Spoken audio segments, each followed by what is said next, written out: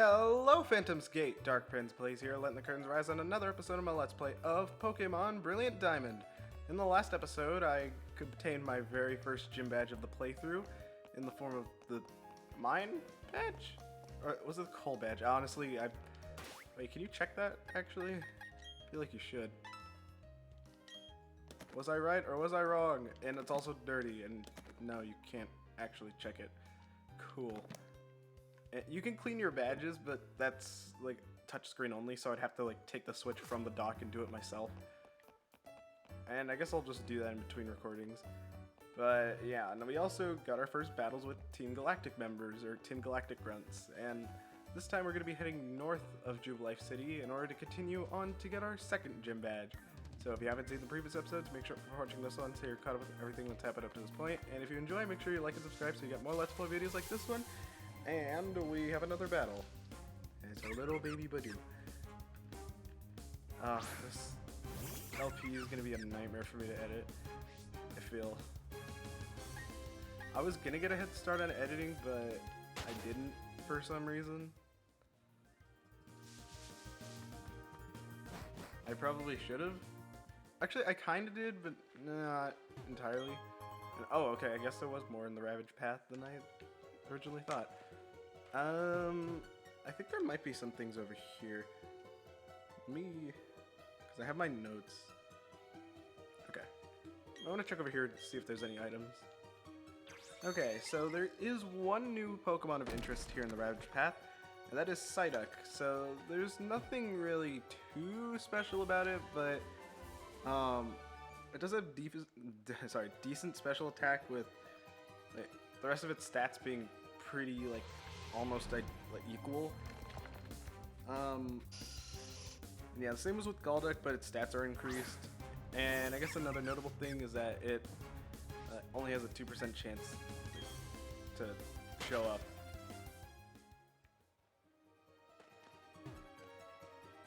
So if I could just, navigate like a normal person. Yeah, not much really with the Ravage Path yet, but maybe later down the line. What do you have to say? Are you raising different kinds of Pokemon? If you only have one type of Pokemon, you'll have a hard time against the types it's weak to. And that is also why I kind of didn't feel like having the Poke Chip right now. Let's have a battle while smelling the aroma of flowers. Yeah, that's why I'm trying not to like have overlapping types. Just so like I have coverage for multiple things. And we got a Badoo. Another one. Allison is the best Badoo, and there's nothing you can do about it. Although this battle would take forever if I just don't switch into Jackie Chan, so might as well. Still really bites that it has a physical attack decreasing nature. I know it's a mixed attacker, but still. I pretty much have to wait until I get Flamethrower, and yeah. I guess silver lining is that the stat that gets increased is useless. I mean, like, he's gonna be super fast by the end of the game. Like, there might be a couple things that outspeed him, but like, probably only very few things. Oh, and also I should mention that none of the Pokemon up here are new.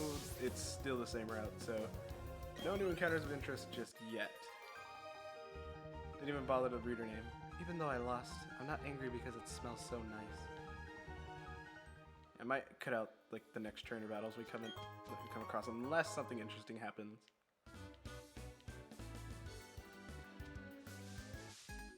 Okay. I'm probably going to be battling all these trainers anyways, just for XP. Say, what's your opinion on bug Pokemon? I don't know why he sounds a bit like a tween, but maybe I should go a little higher like this. I catch Brandon. And a Krakatot, hooray! I do like its cry. But nothing beats the whoop. For those of you who, for whatever reason, don't know what I'm talking about, you'll find out later. Really, right now, even though I have 5 Pokemon on me, I really only have 4 Pokemon I can actually use. And in Allison's case, it's like, how do I say, like, oh man, jerk. Like in Allison's case, it's like really situational, because there are quite a few things early game that resist grass. And not only that, but Absorb also sucks, so it'll be a lot more viable once it evolves. And because it still technically counts as day. Like, how much longer do I have? I have like, oh god, I have an hour. Because it only falls through friendship during the day. I'm sure we're close enough friends for it to evolve into a Roselia. Oh, and also another thing, I'll probably be stuck with Roselia for most of the game since, well, unless I just did a bunch of grinding in the Ground Underground, which is something I'll explain later. We're strongest in our class. We can one-shot this trainer, can't we, Liz? Yeah, Ground Underground is something I'll explain later. But, yeah, the... God, what was I gonna... Oh. Hooray for diversity in teams. The stone you need to use... the stone you need to evolve it, you can't really get it until late game, unless you're like just gonna take the time to grind in the Ground Underground. Hooray for my inability to speak. Okay, I'm really worried. I was worried that one of them would try to hit Allison since Pidoo is a pretty frail Pokemon. I think the best play is just targeting one Pachirisu at a time. I probably could switch out to Jackie Chan, but like, he's been getting a lot of, how do I say, like battle experience already. I feel like it's time to let my other team member shine. But if we were battling like other grass types, then this probably would have been a different story. That attack decrease is getting really annoying.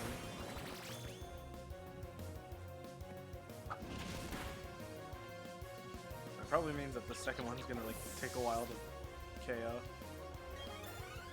Hooray, Allison grew to level 15. Oh, it just occurred to me, damn it, I totally forgot that it died in the battle against Rourke. I don't know how much that affected me, but... Oh, she's fine. Never mind. But... yeah, we'll just have to wait and see. And a crit! It's not bad.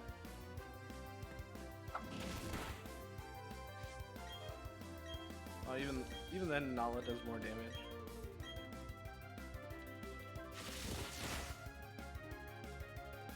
Puzzle. Is that another crit? Or is that just normal? No, I think it would have said before it healed. And never mind.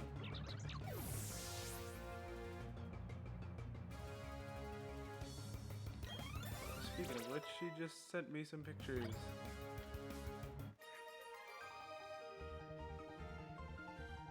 Oh, in case you're wondering, it's like, we met up today and yeah. I'm not gonna go full in detail, but it's just the two of us. And oh my god, I totally forgot it evolves at level 15. Nala's evolving. Bump, bump, bump, bump, bump, bump, a circle of life, the massive in ya. I think it would have been better if it was Simba, but it's fine. Nala evolved into Luxio, and now I have to change this. Give me a second.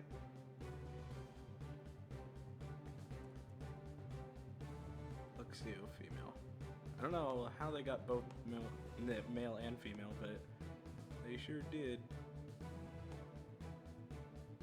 Get both male and female Luxio.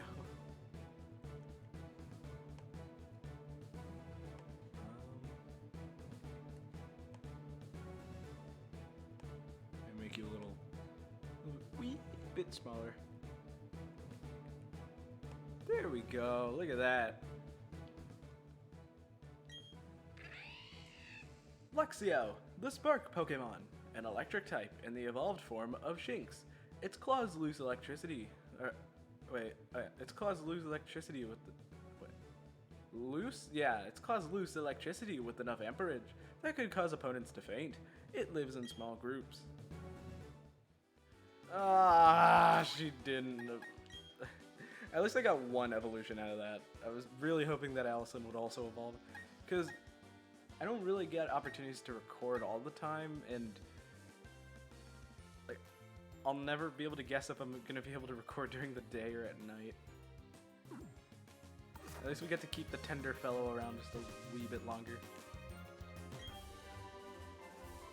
But dude was so oh god, this is probably only me who's like, well, no, I'm sure other people have seen this meme, but it's like this really adorable meme. It was like an online review of a Badoo plushie, and it's just rated 5 stars.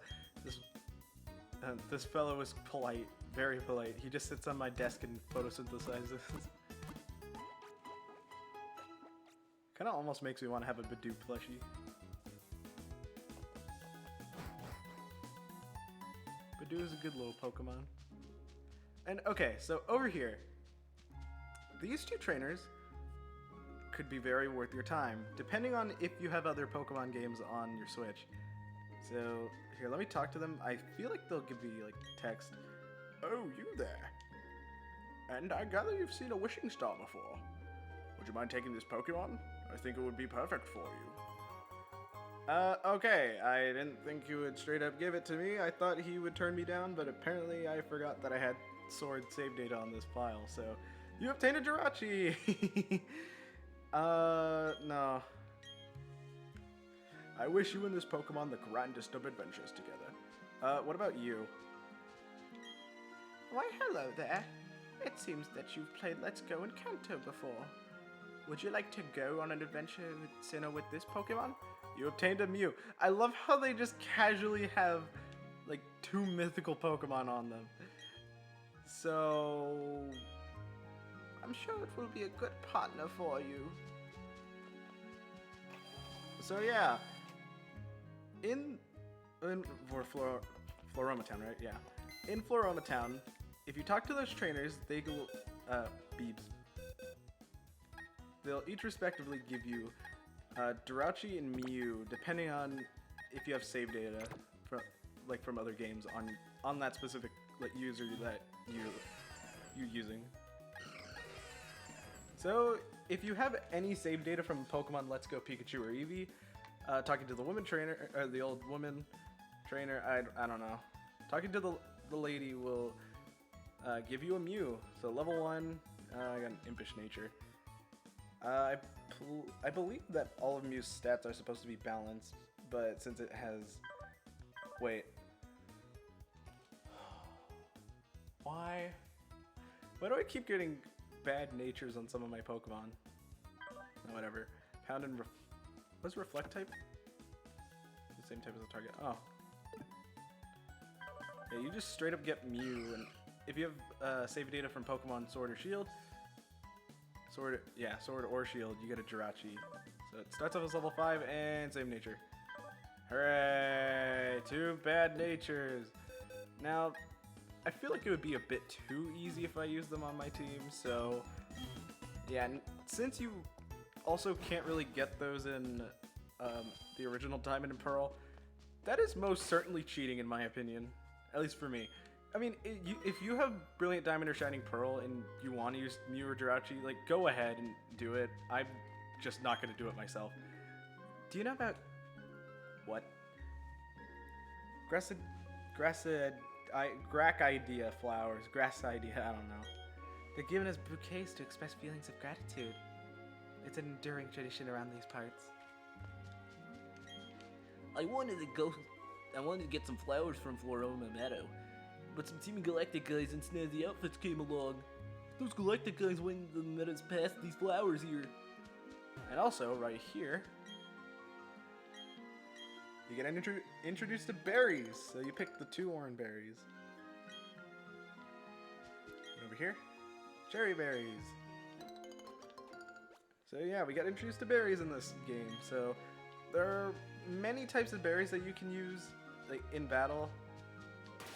And I believe earlier in the game it was stated by like I think Dawn said it that Pokemon will be able to use some items in battle as long as they're not man-made.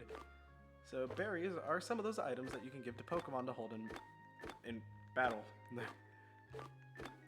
So yeah, and each one will have their different effect, and they will also go off like I guess that like any time I guess that like I don't really know how to say it.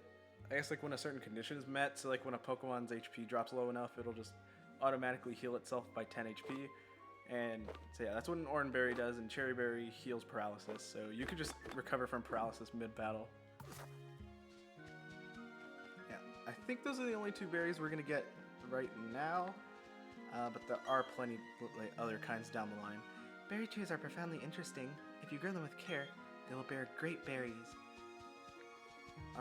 Remind me why we can't go this way yet?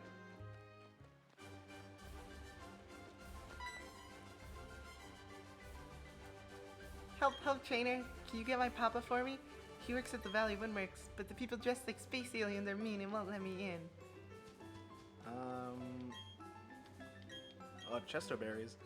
These help you recover from sleep, and I believe these are Pecha berries right here. Yep, these berries recover poison. Pecha. Okay. And okay, had a feeling.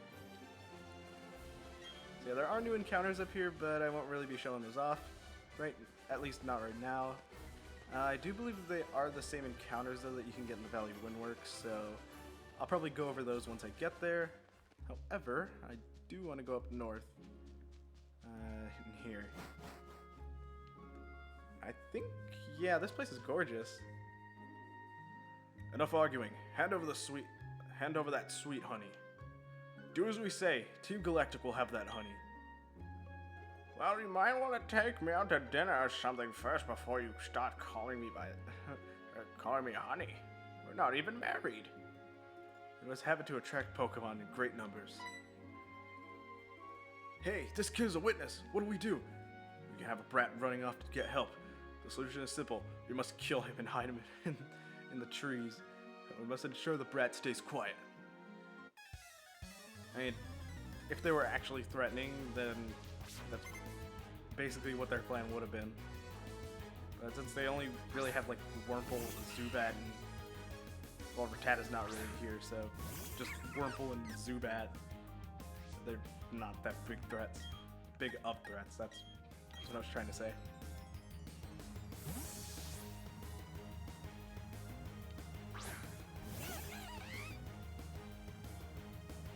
Oh no, he's lowering my speed. It's too bad I have it's too bad I have a speed increasing nature. Oh no, whatever will I do? Ember. Just gets obliterated. Why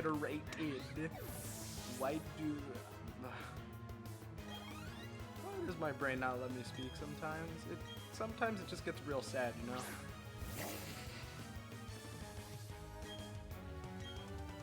Wait, what time is it? Oh.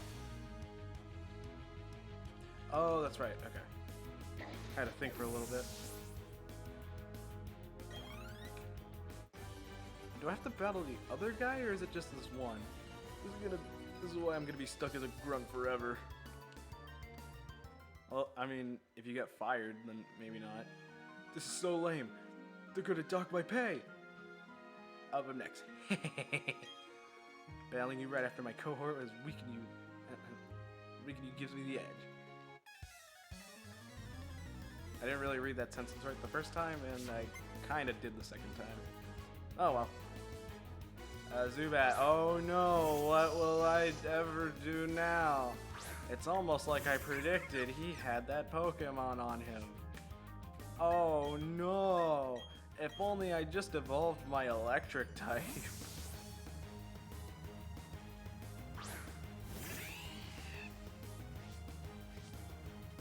Alright, inner focus. Oh no, 2 damage. I sure hope that Zubat doesn't get hit by a Thunder Shock.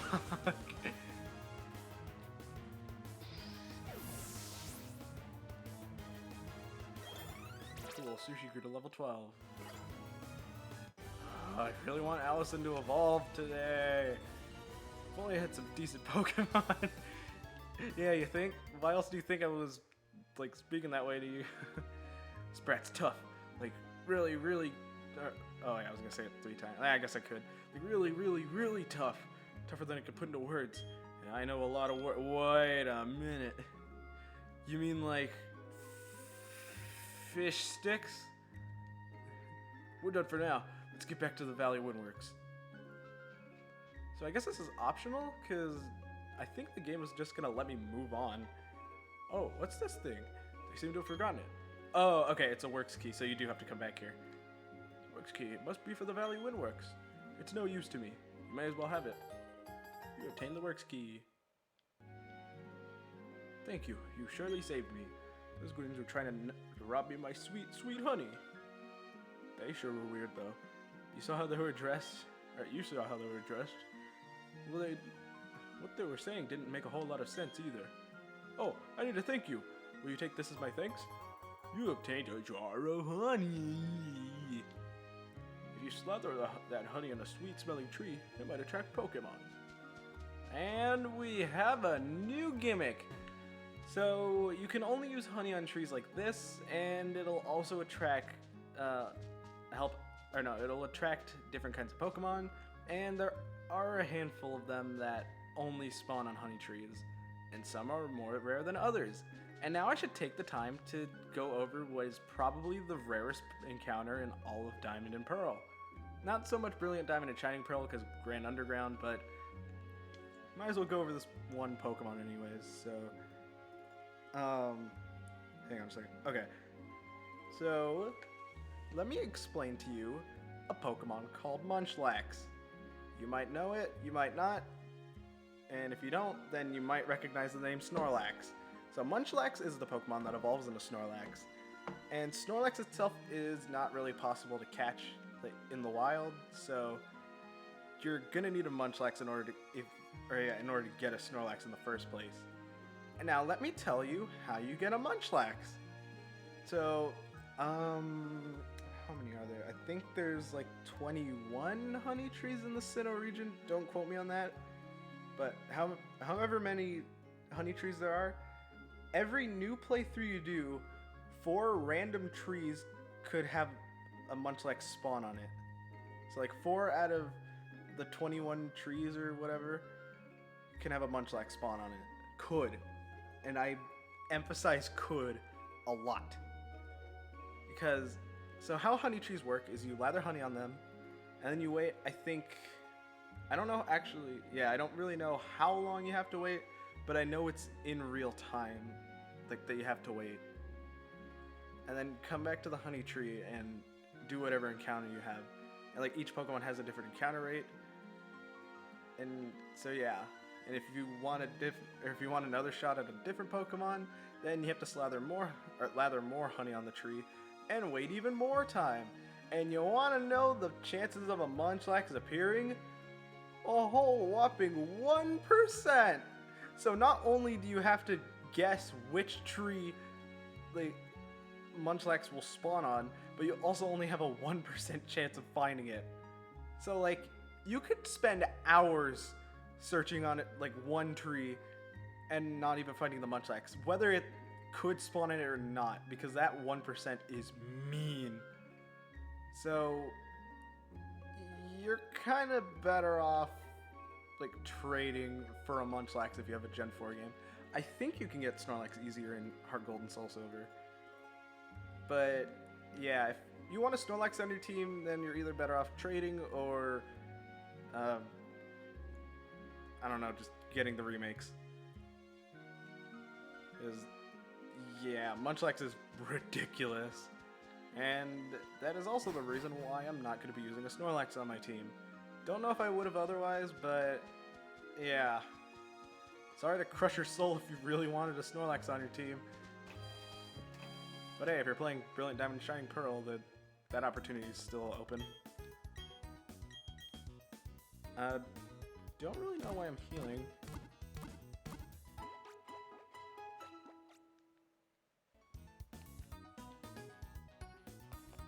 And okay. And I guess that'll do it for this episode. I know I'm not making that much progress, but I prefer just 20-minute videos instead of 1-hour ones, because then I'll probably somehow force myself into only recording hour-long episodes for this LP, and I do not want to do that again. So next time on Pokemon Brilliant Diamond, I'll head off to the Valley Windworks to solve whatever commotion's going on over there. So I'll end off the episode with calm music. So I'll see you guys in the next one, and goodbye!